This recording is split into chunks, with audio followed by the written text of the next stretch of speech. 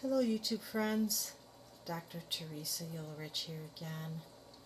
Made a couple of updates on the Seahorse Aquarium since my last recording, and I thought while I give a brief overview you would enjoy the serenity of watching a seahorse just swim through the water at ease. It's very relaxing. Anyway, while we're enjoying him, I'm going to move the camera away from him for a moment. I added another artificial plant. I happened to find this one down with my other aquarium materials that I have in my garage. And the piece of coral that I had attached the large seahorse fan to that I originally was going to use for the larger seahorse tank, I used that one to attach this plastic plant. I basically took the plant apart and then put the pieces back together on one of the stems of the coral. And I'm still working on developing colonies of good nitrifying bacteria, so the water isn't as perfect as I would like, but the seahorses seem to be doing well. I went out and picked up some water conditioner to help with the transition until the water stabilizes to acceptable parameters. And while I was there, I just picked up this little cute Chinese lantern, and it's sitting right in front of the sponge filter, so it looks like bubbles are coming out of the lantern. But this works out great. I did a water change and vacuumed the bottom yesterday. There is not too much clutter for me to get in there and get things clean, which is one of the reasons I'm using only plastic materials or things that don't break down in the water. And all of those things move around very easily, so it's really easy for me to get in there and clean up. Just a quick update here. At the bottom I have my copepod tank going, and it's empty right now, but on the left hand side is where I have my brine hatch out.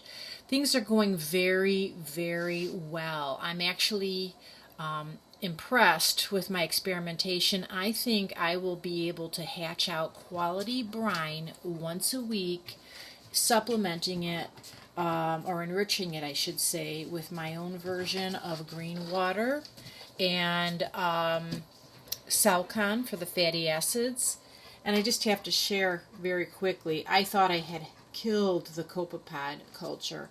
I had added way too much green water, having never done it before, and the water became putrid. It kind of developed that smell like when things are coming fresh out of the ocean. Pardon my dog walking by. Things coming fresh out of the ocean and they're kind of left to decay. So I thought I had totally killed that culture. But I did a complete water change on it. I used my 120 micron sieve and put things back in the aquarium with fresh, clean salt water, and to my surprise there are tons of things still living in there, so they can handle quite a bit. Anyway, I'm letting them colonize down on those rocks, and like I said, I'm going to start swapping out the rocks one at a time, putting them in the seahorse tank, and then after that's depleted or they have a chance to disperse in the seahorse tank, I'll put that back into the copepod culture down below. Anyway, I thought it'd be nice to just have a few minutes and sit and watch and enjoy the seahorses. I don't know if you can see them all. I have one hanging from the bottom of the big seahorse tree in front. They seem to really like this yellow plant here. There's a number of them in there. I know you can only see them if they're moving, but there's probably about 5 of them clinging onto this yellow tree here, or plastic plant. And there's actually one little guy hiding right inside of this green one here.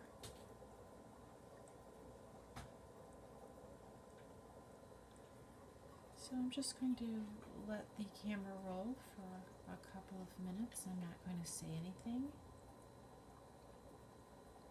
just let you enjoy the movement of the seahorses. It's very relaxing.